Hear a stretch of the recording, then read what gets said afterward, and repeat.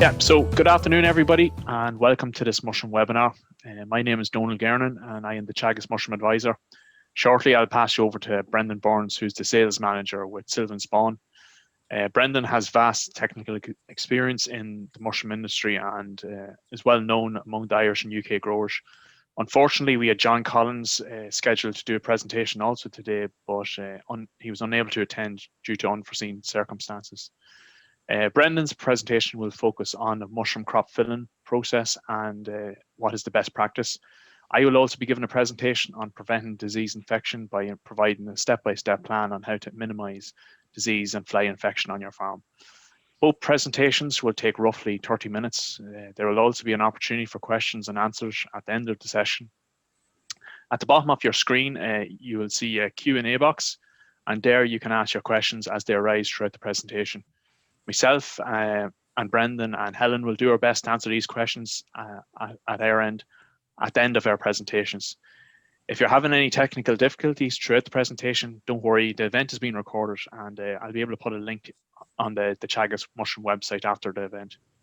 There are basis, Neuroso, and IASIS points attached to this event. So on the call, so at any point throughout the call, I will be able to put a link up on the Q&A box, and if everyone can click on the link, they can fill out their details, and that will be able to register them then for basis, Neuroso, or IASIS points. So without further ado, I'll hand you over to Brendan to give his presentation. Basically, we're going to discuss filling rooms now. Here we're talking about double head filling machines, even though I know percentage of growers are still using a single head filling machine, but make my life easier, and we'll stick to talking just about one method. And I suppose just a few comments to kick it off. You know, how well we fill a room is the foundation of all the growing that happens afterwards.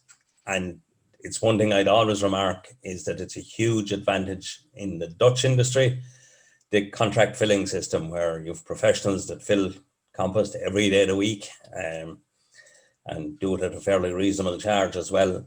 And just to comment, I've never yet seen a badly filled room in Holland, and I can't say the same about the rest of the world. So it's just something I remark, and doing it well gets extra kilos or pounds per ton. So here's a few. We'll discuss stuff to do with the filling as we go along, and I'm not claiming to be any practical expert. I've never filled a room in my life, but I've stood watching it fairly often. So I kick off the filling.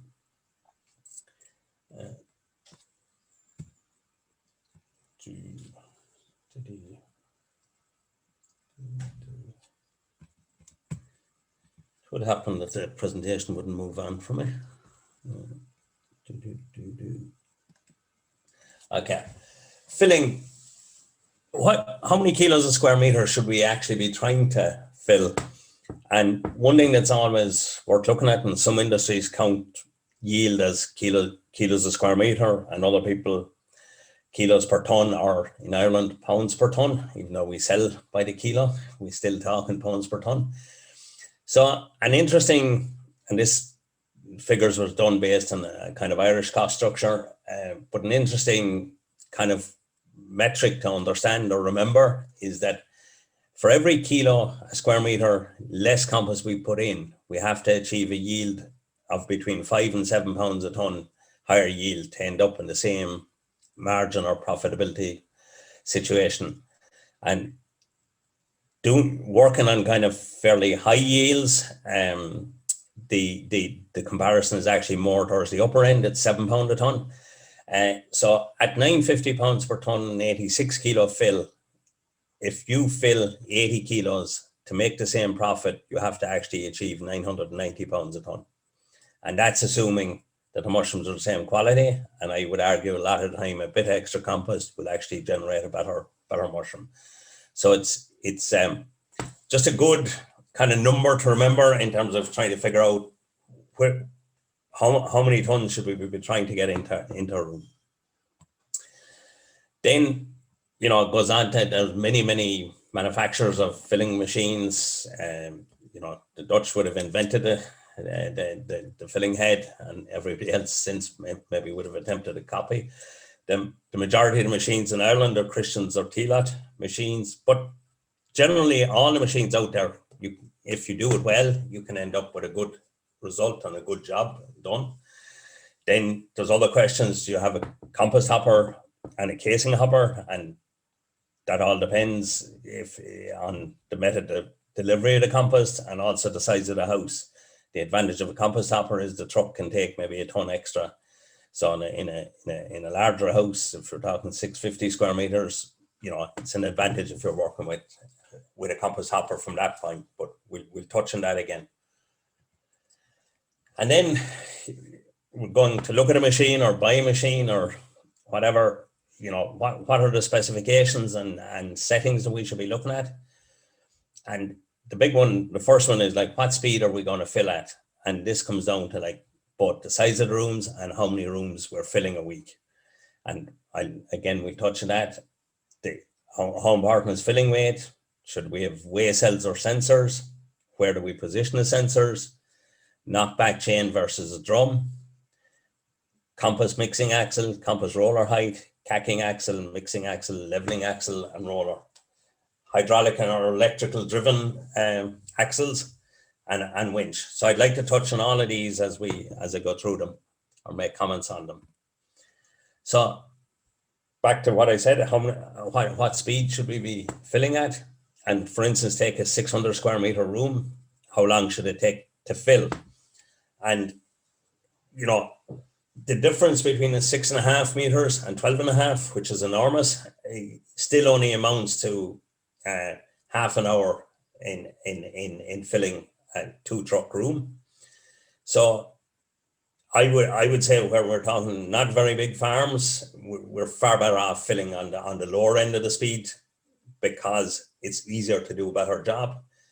If we're talking about high speed like 12.5, it's mainly suitable for contractors filling very big rooms, or in the situation where we have a lot of rooms to fill in a single day. Then for sure, if we're filling 4 rooms in a day and we save half an hour in each, that's 2 hours. It maybe makes a day doable as opposed to maybe too long. But on where we're talking 100-ton farm filling 4 trucks of compost, my opinion would be towards the lower end of it. Just a schematic of a standard filling machine.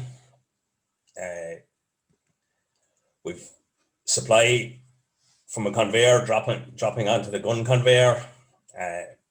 In this case, the schematic is showing the knockback chain, and keeping this bunker here filled evenly is very, very important to the end result.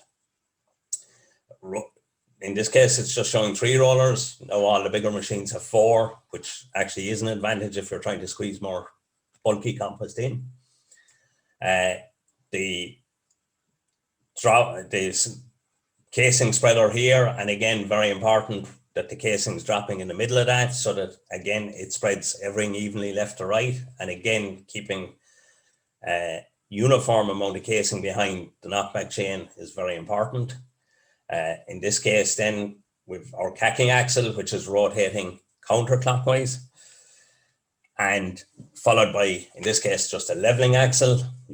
There's an option of having an extra axle here in the middle, but leveling axle, which rotates clockwise, followed by a gentle press. That's your standard kind of schematic of a filling machine, with a few other bells and whistles, which we may touch on or mention. Go back to the filling weight. How important is filling weight? And I would say it's everything. It's very important that, one, we get all the compost we want to get into the room, we get it in at a consistent kilos a square meter, because that makes so much difference to the performance of the crop afterwards. 2, having compost at different kilograms a square meter gives different activity. If somebody's cacking it, they're likely to cack the higher bit heavier, and it just leads to the opposite of an even room. So getting the fill consistent is very important.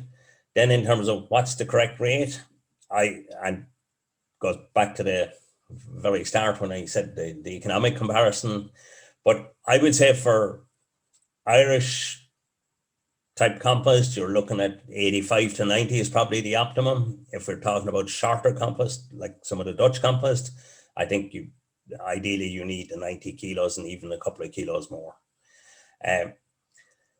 To achieve this uniformity or consistency is very advantageous if a machine has weigh cells, because that quickly helps the operator know how close they are or not to the target fill rate.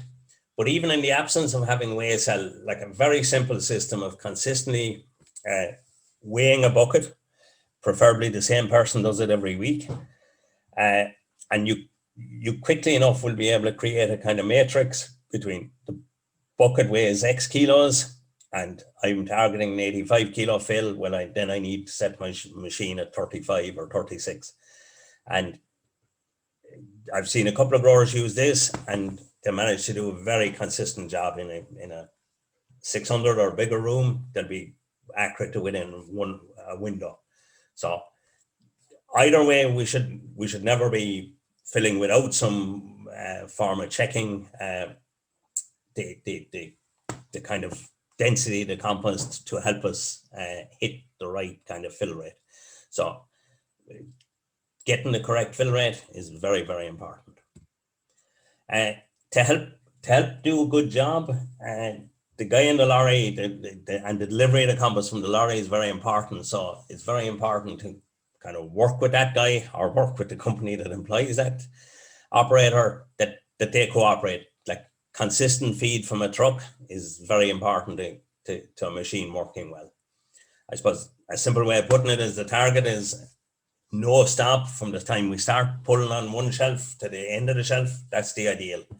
So the target is always to avoid as many stops as possible, and consistent feed of compost is one of the first requirements to actually achieve that.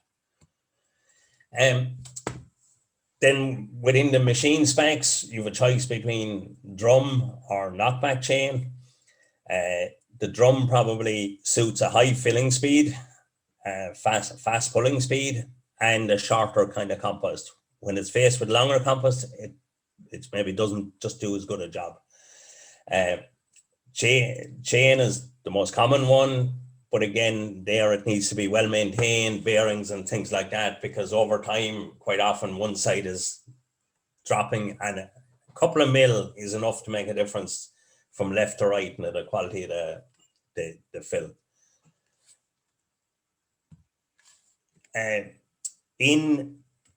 When we have a chain, not often, you always have a mixing axle, and this actually is a picture of a 1.2 machine, and it's actually a slightly incorrect design because all they've done is taken a mixing axle from a 1.34 machine and cut it by 14 centimeters, and that's why there's only 8 tines here, and there should be 9 because this one should be bang in the middle, and every tine opposite, every pair of tines then should be in a pair.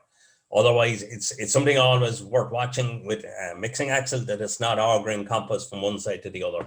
And again, if it is, it makes much bigger effect when compost is long as opposed to short compost. Again, I'd say maintenance of these, if rocks or stones come through in a compost, these will often bend and get damaged. Very important that we keep those in the right position. They're there for a reason, and they make a big difference to how kind of consistent the density of compost is at fill. So watching what a mixing axle is doing and making sure it's doing what it's meant to be doing is very important. On the right here, then we've a mixing axle, the cover of the mixing axle, sorry. And as you can see here, there's holes in various places. This is adjustable. It's adjustable for a reason, in that with short compost, it should be down. With long compost, it should be raised up. I'm not too sure it gets adjusted too often, but like the reason they went to the trouble of putting various positions in is it's meant to be moved if compost varies. No. Again, just good supply of compost the whole way up a conveyor. That's kind of what you want to see. And I suppose using a hopper probably doesn't do as good a job as a belt floor with spinner box. But again, it's very important that the truck driver is trying to keep this fed to the same extent, that there should be constant supply in this, because that helps then a constant supply on the line. Now, there's always an issue when you get towards the end that you're struggling to get enough compost onto the belt. Just something about adding water. The one advantage of mixing axle is you have an ideal place to add the water between the chain and the mixing axle, because the mixing axle helps to spread that water through the compost and give it an even distribution. So something that is an issue with the drum thing, you don't get as consistent a distribution of water in the compost. And with the drum, it's very important that feed of compost is constant, or you will easily pick up places where you get a handful of compost that's wetter and a handful that's not as wet. So it's one advantage of a mixing axle over a drum. Compost roller height, and again, a compost roller height is adjustable, and normally most of the compost in this country is lots of structure, so it's not that big an issue. It's difficult to overpress, but if we ever go to, or if or when maybe, we go and we get compost that's a little bit short, a little bit wet, and a little bit dark, we should be raising that compost roller height. Less press is very important. Keeping air or porosity in the compost so that when you water, the water can go down. It's not sitting on the very top of the compost, which can happen very easily with short compost. The other effect of overpressing short compost is you kill your activity. Later in the crop, from second flush on, you have very little difference between the compost temperature and the air temperature. So again, compost roller heights are adjustable. It's not so easy on most machines, but it's something we don't look at enough and should do more with. Weigh cells versus sensors, and talking about positional sensors. On machines that are filling at a high speed, you're better with a weigh cell under the casing. It's an advantage to keep a better feed of casing.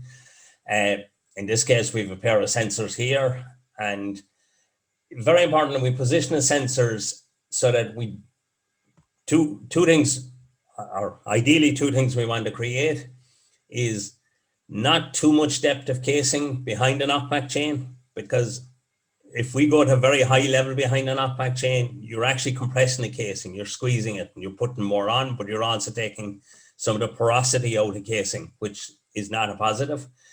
But probably even more important is that the sensors, the high and low sensor, are close enough together that we've just pretty much a constant amount behind the chain.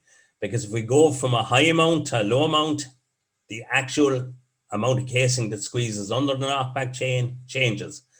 When there's a big or a high amount of casing behind the chain, you're pressing through a lot of casing. When that's cacked or ruffled, it bubbles up to quite a depth, and then you'll see it in the beds. You'll see it in the beds in the sense of waves, where you're going from 7 centimeters down to 5 and back up to 7. And that reflects the feed of the casing on the machine. So I suppose the comment I'd make is most important that it's fairly consistent how much is behind, and of a preference, I would have the minimum amount behind the chain that I'm still getting constant feed. Because I think that's an advantage to the casing. The mycelium likes it, will grow more easily. Another point here, very important, that the conveyor is dropping the casing on the spinning disc, not behind it. If dropping behind is a complete disaster, because then you really go from high to low, because the thing doesn't know there's a shitload of casing here, and you very much go from a lot of casing to no casing if that's happening, but also you want it to do the left-right distribution anyway. So all conveyors have 3 different holes. We should be looking at where we're hooking them up to see that as much of the time as possible the casing's dropping on the spinning disc. Now, there is a challenge in that if we're filling 6 high, due to the angle of the conveyor, the drop point changes. But drop point is important, and so that's again something worth watching. So, like I said, just get it to drop on the spinning disc and aim to keep a steady supply behind the chain.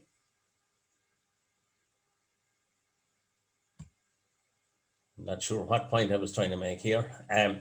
Cacing axle, mixing axle, leveling axle, and roller. There's 2 machines there, and the one on the left is simpler machine. The drive for the cacing axle is hydraulic driven, and also for the mixing or leveling axle. This is a contract machine, and the drive here is electrical, and you've got an extra axle as well. You've got a cacing axle followed by a mixing axle, which has an advantage in that it helps to distribute the cack more evenly, followed by a leveling axle. Now the only, and didn't realize it's a challenge, but if depending on door height, the extra height caused by the electrical motor just being physically bigger makes it just more challenging to in some situations fit it for filling a top shelf.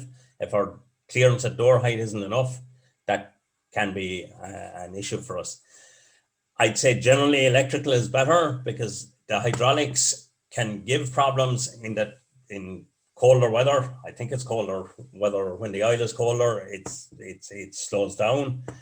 But also if the hydraulic pump struggles, and sometimes they do in these machines, again, you've inconsistency in the cacking speed, whereas the electrical tends to give more of an issue, or sorry, more of a consistent, or not more, it does give a consistent turning speed. So it's much easier to be, if you want, call it follow blueprint. I want to spin it at 6 or 4 or whatever.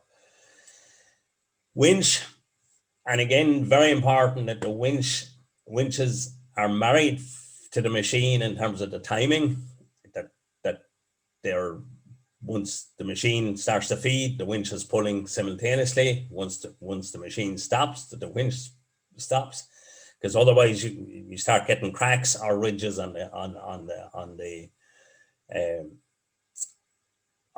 bed. The other one then and this has happened in a few cases where we've gone for longer shelves, and the winch has to be powerful enough to be able to pull whatever weight is going to be on that net when it's full. So when we're going to very long rooms, it's very important that the winch is powerful enough to do what it's being asked to do, and also that the drum size is designed for the length of shelf, because you want just one turn round the drum here, because the minute if this is not big enough, then when the cord or the iron wire starts doubling up, that's actually speeding the rate of pull. So having winches married to the machine is very, very important. It just helps the overall quality of the fill. If the winch is pulling too fast, you've cracks. If it's not pulling fast enough, it's the machine is shoving the compost in. So something always worth making sure we get right. Just a small little tip here, just a very neat, clean way of mounting the nets for pulling. It's just a nice way of keeping them square and pulling straight. Just helps do a nice job. And again, just to mention about the plastic, and it's maybe a good time of the year just to mention, coming into the summer, you have the option of using perforated plastic instead of solid plastic.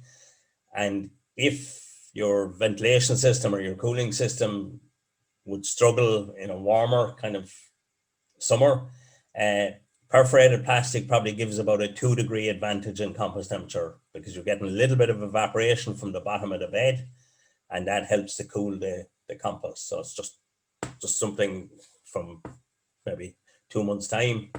worth considering if equipment wise you're struggling on cooling power. So back to, I mentioned earlier, belt floor with a spinner box for sure will give a more consistent feed than using a hopper, a walking floor and a hopper. But that's just the way it is. There's an advantage in having a hopper in that it can up the tons, and also the cost of the trailer is a lot lower.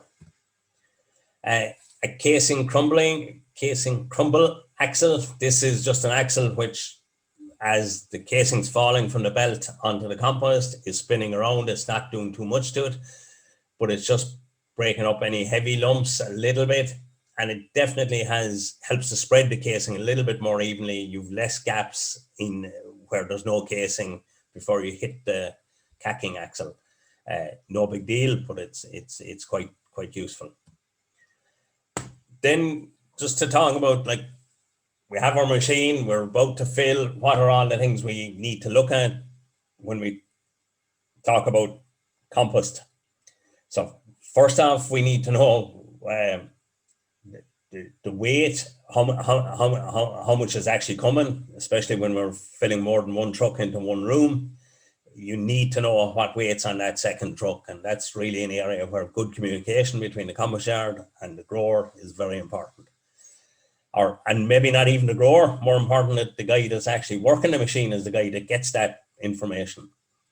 Then to decide what we do with a machine, we need to look at the structure of the compost, the color of the compost, the smell, and the moisture. And why do we look at that? Go back to the structure. If it's very bulky compost, well, obviously you have to work much wider setting on our machine, but also you consider rolling the compost more. Also comes into the decision to water or not water. It's much easier water a heavy or a highly structured compost, or there's much less risk with watering a highly structured compost than a short compost. The same would apply if there's really good color, really good growth in it. It's easy to make a decision to water. Same with smell. If compost smells good, means there's lots of mycelium there, and again we can be braver about how much water to add in the machine. And again, you have to judge it for moisture. Obviously, a drier compost, you would want to add more water than a wetter compost. So very good to get info from the composter, their comments about the compost, and if they do rapid analysis, to also get that, like if they send an estimate of moistures. It's very good when the composter says long structure 62% or short, little bit high moisture. Clearly you add a different amount of water.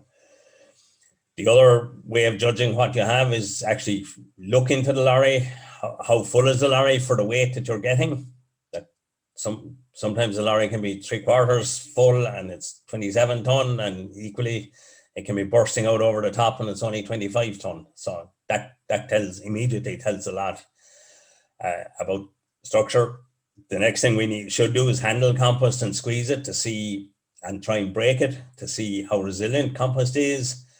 And again, that gives information as to how we should try and fill it. So that's all leading to a decision to water or not water on the truck. Other thing that I haven't done there and I should have is we should be looking at the temperature of the compost. And we're generally, it hasn't ever given us too many problems in Ireland, and that's, I think, because of the high structure in the compost. But if compost is very cold, 15, 16 degrees, we shouldn't be going near with water. And if you talk to any Dutch growers, they don't water unless they're well above 20.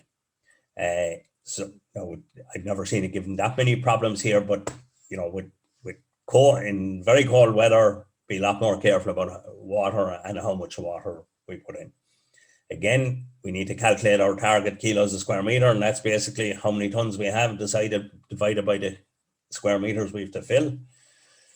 And then we have to come up with our own checks as to figure out the filling height. And we need to get that filling height ideally right from the word go, and not varying it too much. Well, ideally we don't vary it at all. Now there is a challenge or problem in that if the second truck of compost comes from a different tunnel, or even sometimes from the own tunnel, and there's a different structure, then immediately that causes a problem. And unfortunately, you don't know what the structure in the second load is like till you open the doors. So that is a bit of a challenge and an issue.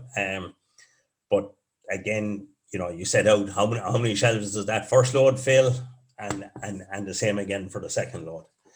And if, for instance, sometimes it happens less compost comes than is meant to come in a second truck, I would prefer keeping the same kilos a square meter and ending up with half a shelf empty, even though I know that's almost sacrilegious to a lot of growers, at the thought of empty shelves.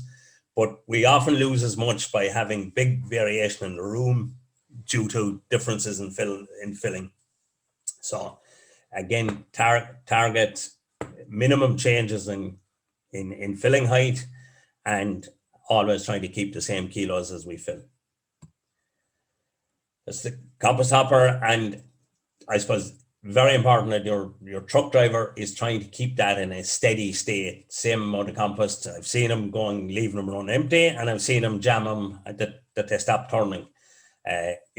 Work with the driver to try and keep you right on that end of it. Cacing, same as compost, we should be checking our casing, and what do we look for?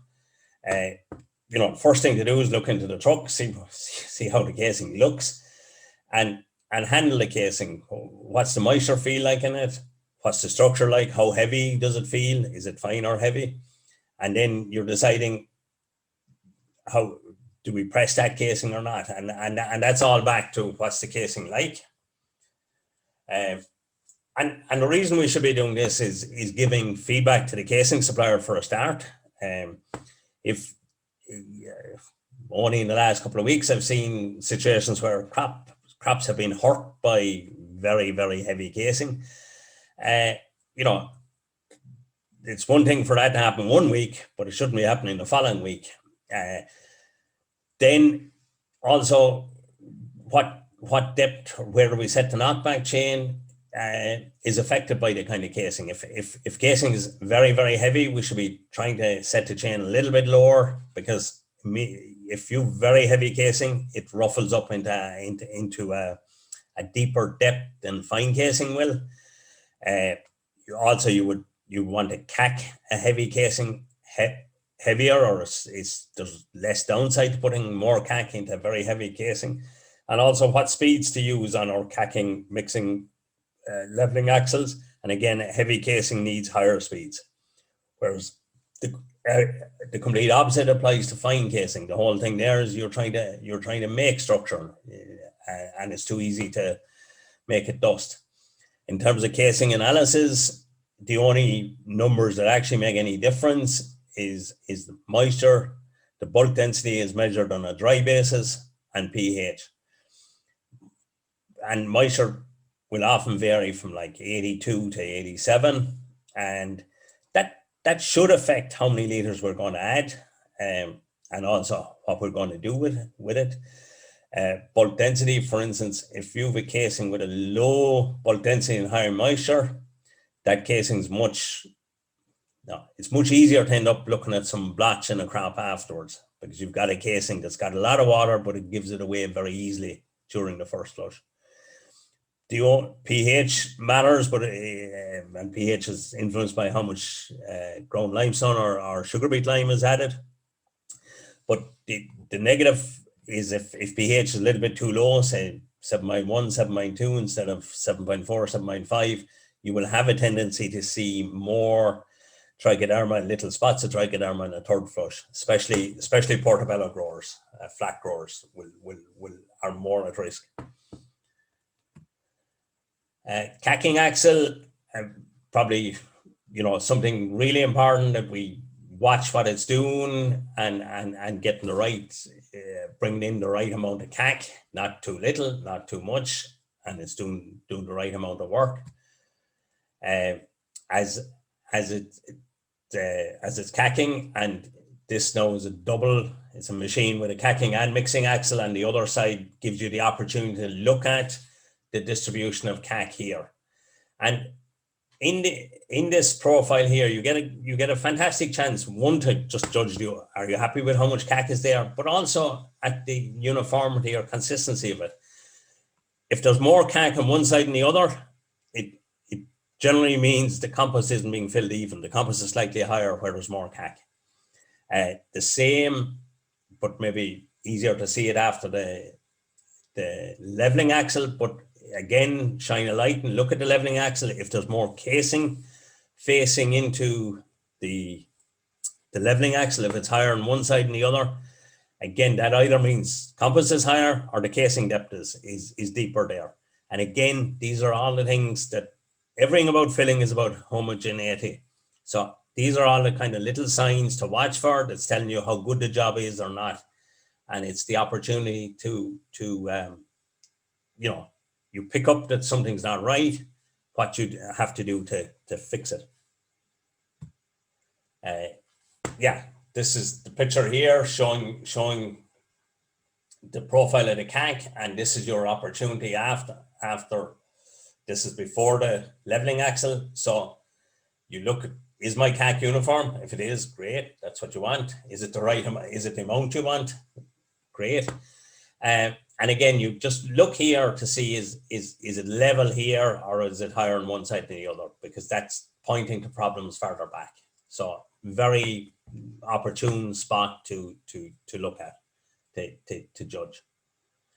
And here's a picture after a light press with the roller. Here's finish beds. This is a day 0 finish. Fairly hard work casing with a fair bit of cack. Now this is a brown crop, and browns probably need more cack, or certainly there's less negative to having more cack in browns, simply because you're able to water during the first flush. Very important with the cacking axle that you clean it periodically. Sometimes, some weeks, casing's got a lot more fiber than others, and if the cacking axle builds up too much rubbish on it, then it's not doing the job it's able to do. A very good tip, but not, I've only seen it in 1 or 2 places. If you have a little dribble of water landing on this bar, you're getting a liter into the casing, but also it helps to keep the tines clean. So that's one possibility, but the main thing is you clean it as often as it needs cleaning, and it should be looked at after every shelf. If it's clean, fine, but if it's not clean, it should be clean between every pull, every shelf.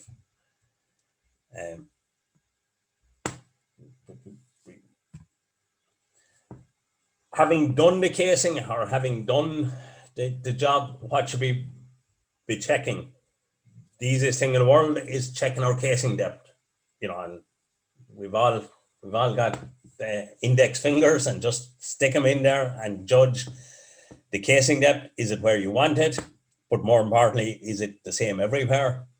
Very important to look at the lump size within the casing, because that's a huge bearing on the ability to hang on to moisture afterwards, and also the creation of stagger. And again, look at the finish. Is it what you want on the surface? And there's different ways of growing, from call it rough to even. But the main thing is that you get what you're looking for.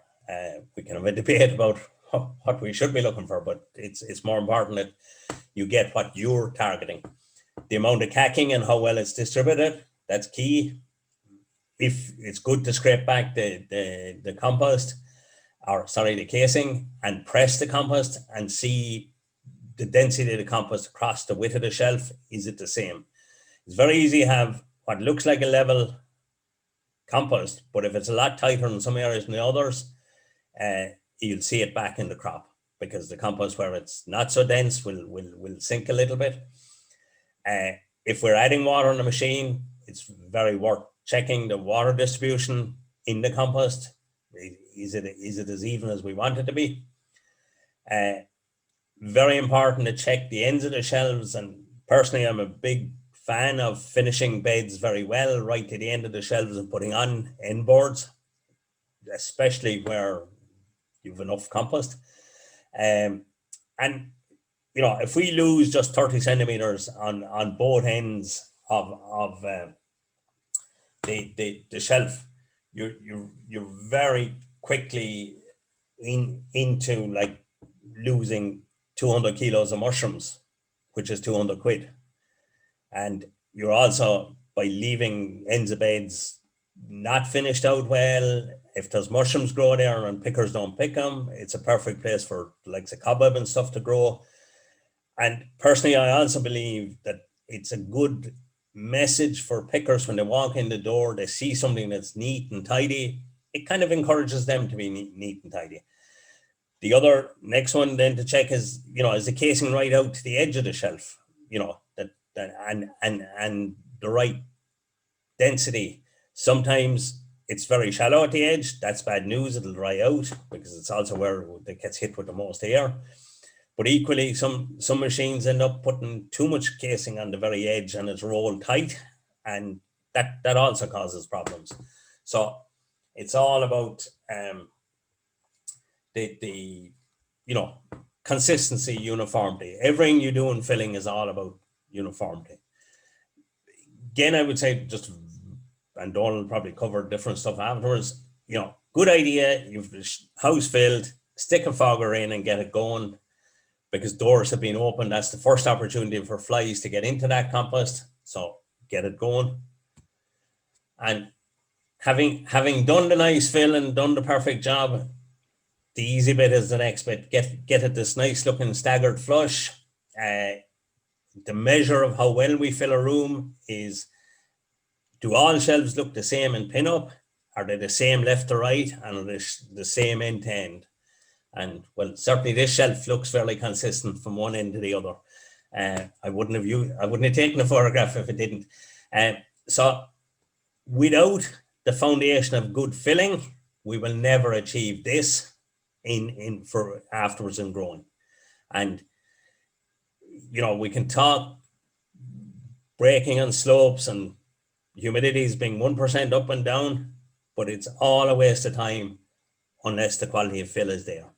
So I would just keep coming back and emphasizing, to achieve the maximum out of our compost, and compost is expensive either in the UK or Ireland. It's just the nature of a straw-based compost. And we need to maximize what we take out of it, and doing the filling operation at the highest possible standard is the first part of achieving that. So that's the end of my story. Thanks very much for that, Brendan. If you would mind just stop sharing your screen there. I've got one question just after coming in there, Brendan.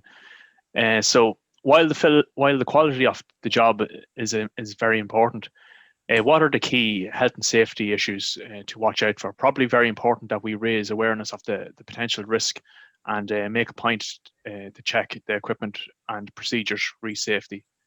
So what's the important health and safety aspects of the filling machine to be looking out for? Well, I suppose proper maintenance in the first place, and not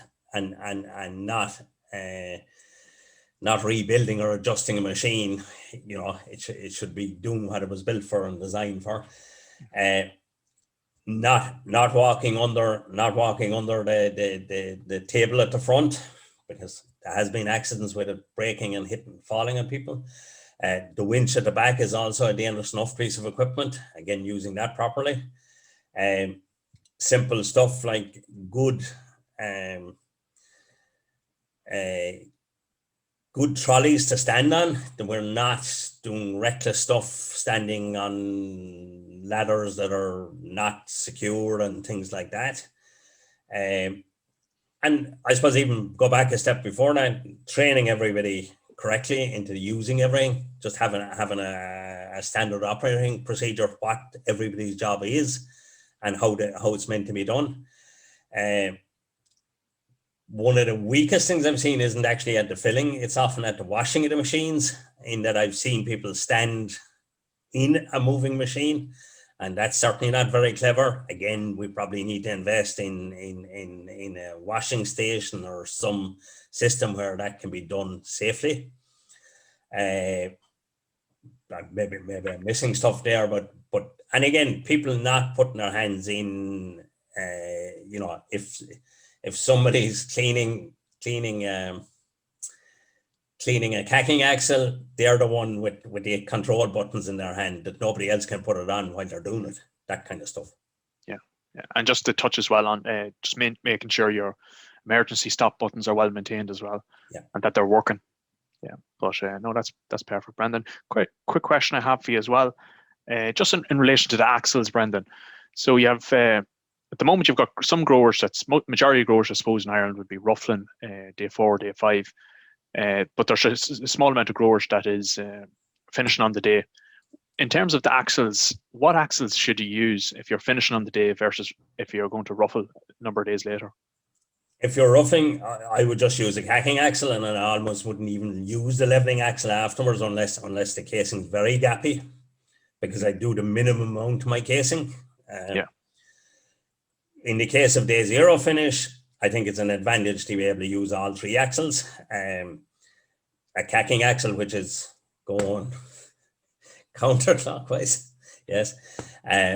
Mixing axle, which is maybe halfway down the casing, and that's really there for distributing the cack. I think if cack is well distributed, you get a lot less clumpiness. It's easier to get a more individual pinning. And then using a leveling axle just to get that very top finish. There's a challenge there though, in that by using 3 axles, you have to be careful you don't break up casing too much. Mm-hmm. So again, it's what speeds they're going at and that. But so in a situation of ruffling, I would try to do the least amount to my casing in terms of giving me the best chance of having structure at the end. In the casing mixing day 0, I would be happy to do more work to it, and especially in terms of like one of the disadvantages of day 0, while you get better natural stagger and you get a heavier mushroom, quite often it can be clumpy enough kind of picking, and that's it's all to do with distribution of cack. So if you can find that right balance between day 0, where you bring in the right amount of cack, but you distribute it well in the casing, that's to me is the best way of getting more individual mushroom, which then has all the advantages of a heavy mushroom, but you're not actually thinning out clumps. So yeah, and that probably maybe depends on casing as well. Most of them, our casing is plenty heavy enough to tolerate 3 axles. Mm-hmm. But sometimes if you did get a very fine casing, for instance, if someone was casing with bag casing, it's you probably daren't put 3 axles to it because it's already fine enough.